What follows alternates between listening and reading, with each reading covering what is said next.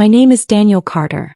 I'm 36 years old, and until 3 years ago, I believed there was one person in the world who would never betray me. My older brother, Ryan. Growing up, Ryan was my hero. Our father died when I was 11, and Ryan stepped in whenever Mom needed help. He taught me how to ride a bike, drove me to baseball practice, and stood up for me when kids at school picked on me. If someone had told me back then that Ryan would one day steal everything I owned, I would have laughed in their face. But money changes people. Sometimes it reveals who they were all along. At 33, I was living a simple life in Denver, Colorado. I worked as an electrician, rented a small apartment, and spent weekends helping Mom around her house. Ryan, on the other hand, always chased big dreams. He jumped from one business idea to another. Coffee shops, online stores, cryptocurrency, real estate. Every plan promised millions. Every plan ended in debt. Still, Mom never stopped believing in him. Ryan just needs one lucky break, she'd always say. I hoped she was right. Then one Friday evening, luck found me instead. After work, I stopped at a gas station to fill up my truck. While paying, I noticed the lottery jackpot had climbed to nearly $40 million. I almost didn't buy a ticket. The cashier smiled. You'll regret it if your numbers come up. I laughed and spent $20. Then I forgot all about it. Until Monday morning. My phone wouldn't stop ringing. I ignored the first few calls because I was working on a construction site. Finally, during lunch, I answered. It was the state lottery office. At first, I thought it was a prank. Then they read the ticket number. My hands started shaking. I had won. Not the full jackpot, but the second prize. After taxes, my share would be just over $750,000. I sat in my truck staring at the steering wheel for nearly 20 minutes. $750,000. More money than I'd ever imagined having. That night, I celebrated quietly with Mom and Ryan. Mom cried. Ryan hugged me tighter than he ever had before. I'm so proud of you, little brother, he said. Looking back, I think that hug lasted because he was already making plans. A month later, the money arrived in my new bank account. The first thing I did was pay off Mom's mortgage.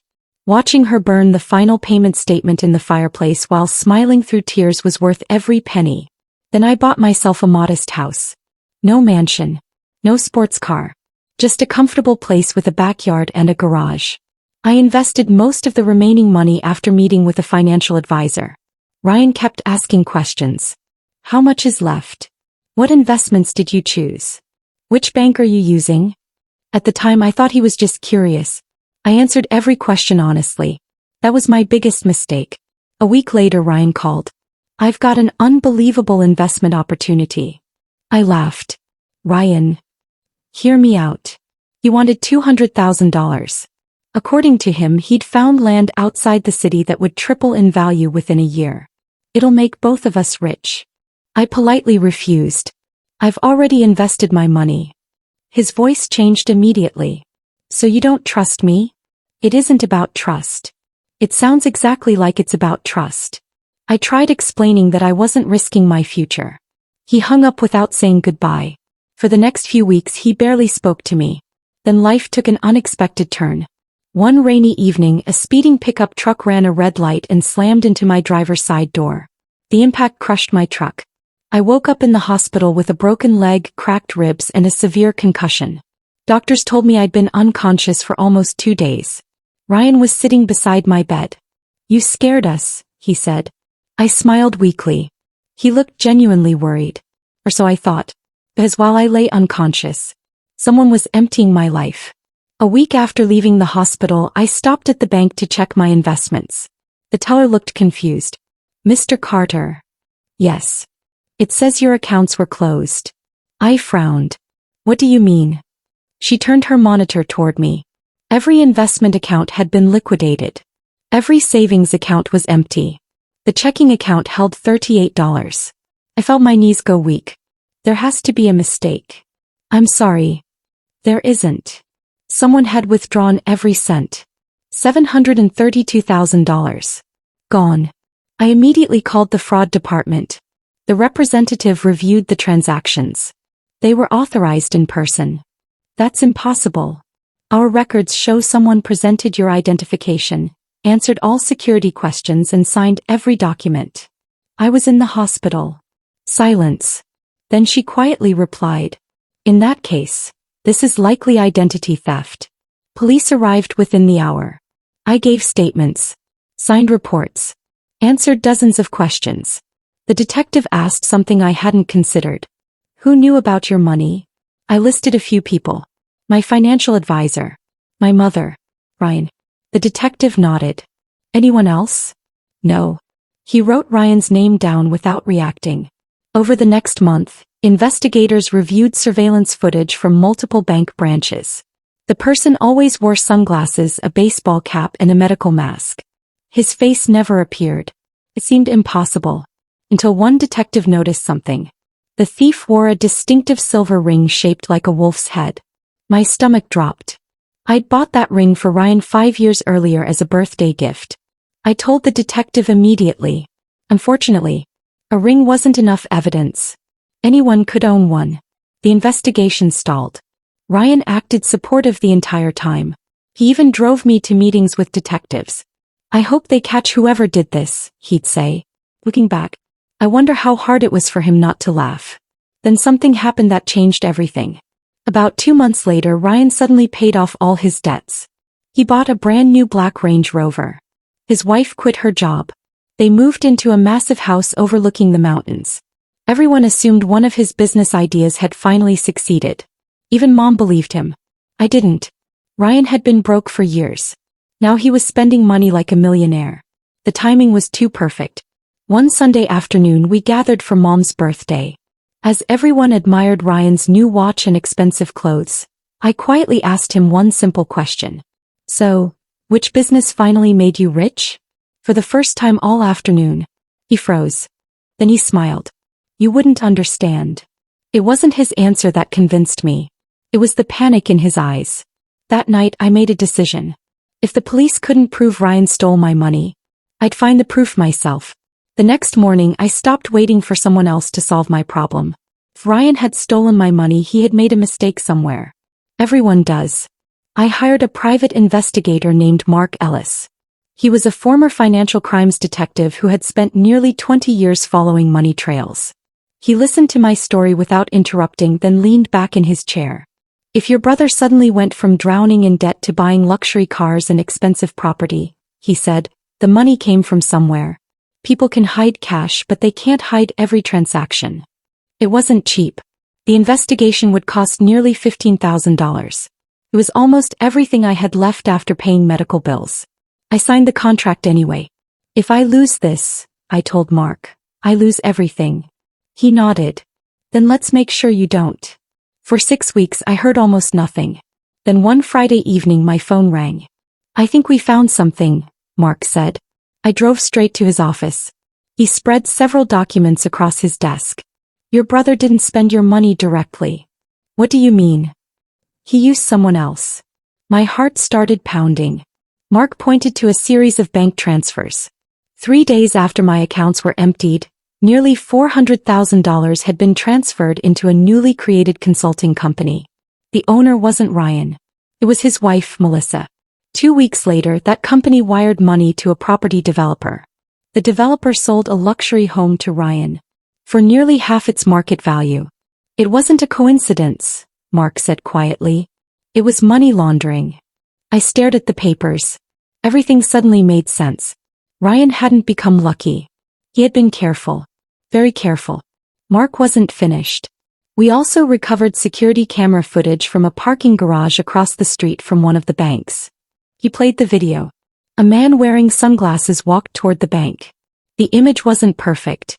But then he removed his baseball cap for just a second. I felt my stomach turn. It was Ryan. There was no doubt. Even the detective who had previously questioned me immediately recognized him. The case was reopened that same week. Police obtained search warrants. Ryan still had no idea. 2 mornings later, I was drinking coffee when my phone exploded with messages. Neighbors had seen police vehicles outside Ryan's house. Detectives carried out computers, financial records, and several locked safes. News spread through the family within hours. Mom called me crying. "They think Ryan stole your money." I couldn't answer. Because I already knew. Ryan was arrested that afternoon. Melissa was arrested the following day. The local news covered the story non-stop. Lottery winner's brother accused of massive financial fraud. I never wanted attention. Now strangers recognized me at grocery stores. Some shook my hand. Others simply stared. Ryan hired one of the most expensive defense attorneys in the state. His lawyer claimed Ryan had built his wealth through successful investments. Then prosecutors introduced the bank records, the fake consulting company, the forged identification, the surveillance footage, recovered emails. Finally, the biggest mistake Ryan ever made. His laptop. Forensic experts recovered deleted files. One folder contained scanned copies of my driver's license, my signature, my banking information, and detailed notes about every account I owned. The folder's name was only 2 words. Daniel Plan. When I heard that in court, every remaining doubt disappeared. The trial lasted almost 3 weeks. Ryan refused to look at me even once. Melissa cried every day. Mom sat between us, looking 10 years older than she really was. The prosecutor asked Ryan one simple question. When did you decide to steal your brother's money? Ryan stayed silent. His attorney objected. The judge overruled him. Ryan finally spoke. I didn't steal anything. The prosecutor smiled. Then explain the files on your computer. Ryan couldn't. Because there was no explanation. The jury reached a verdict after less than 4 hours. Guilty. On every count. Identity theft. Wire fraud. Forgery. Money laundering. Conspiracy. The judge sentenced Ryan to 9 years in state prison. Melissa received 3 years for knowingly helping hide the money. As officers placed handcuffs on Ryan, he finally looked at me. There wasn't anger in his eyes. Only fear. The criminal case was over. But my money was still missing. Fortunately, prosecutors had already frozen nearly every asset Ryan owned. The mansion. The Range Rover. Investment accounts. Vacation property. Luxury watches. Even the expensive artwork hanging in his living room. Everything was auctioned. After legal proceedings ended, I recovered almost $680,000. The rest had already been spent beyond recovery. Still, it was enough to rebuild my life. Over the next 3 years, I stayed away from family drama. I invested wisely. Started an electrical contracting business. Hired 12 employees. Bought a comfortable home. Not because I wanted to prove anything. Because I finally had peace. Mom visited often. Our relationship slowly healed. She admitted she'd ignored warning signs because Ryan was her oldest child.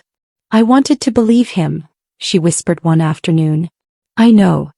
You hate me. I shook my head. No. He cried anyway. Then, exactly 3 years after Ryan went to prison, someone knocked on my front door. When I opened it, I barely recognized him. Ryan had lost weight. His hair had turned gray. The confidence he'd carried his entire life was gone. He looked exhausted. I know I don't deserve 5 minutes, he said quietly. But please. Against my better judgment, I let him inside. He sat at my kitchen table staring at his hands. I've been released. I heard. I have nowhere else to go. I stayed silent. Then he said something I never expected. I don't need money. That surprised me. What do you want? He took a deep breath. My daughter won't speak to me. Melissa had divorced him while he was in prison. Their 16-year-old daughter refused every phone call. Every letter. Every visit. I destroyed my family, Ryan whispered. I know. I don't know how to fix it. For several seconds neither of us spoke. Finally I asked one question. Why did you really steal from me? His eyes filled with tears. I was jealous. He laughed bitterly. Not because you won the lottery. He looked directly at me for the first time in years. I was jealous because you were happy with a simple life. I spent years chasing millions. You already had everything that mattered. Family. Peace. Contentment. I hated that. I expected those words to make me angry. I said, they made me sad.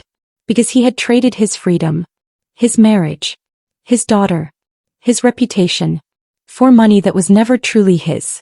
I can't repair your relationship with your daughter, I said. But I can tell her one thing. He looked up. What's that? That you finally told the truth. A week later I met his daughter Emma. She wasn't the little girl I remembered. She was preparing for college. She asked me one question. Do you forgive him? I thought carefully before answering. I forgave him a long time ago. Her eyes widened. Really? Forgiveness doesn't erase what happened. It simply means I refuse to let it control the rest of my life. She nodded slowly. I think I can talk to him. Months later, Ryan found a job repairing equipment at a small manufacturing company. The pay wasn't impressive, but for the first time in his life, he earned every dollar honestly. We never became close again. Some wounds never completely heal. But every Thanksgiving, Ryan quietly joined Mom for dinner. No expensive watches. No fancy cars. No empty promises. Just family trying to rebuild what greed had destroyed. Looking back now, people often ask if winning the lottery was the best thing that ever happened to me. My answer always surprises them. No. The best thing that ever happened was losing everything. Because until someone tries to take away your integrity, you never realize it's the one thing no amount of money can replace. Ryan stole my fortune. But in the end, he lost everything that actually made life worth living. And that was a price far greater than $750,000.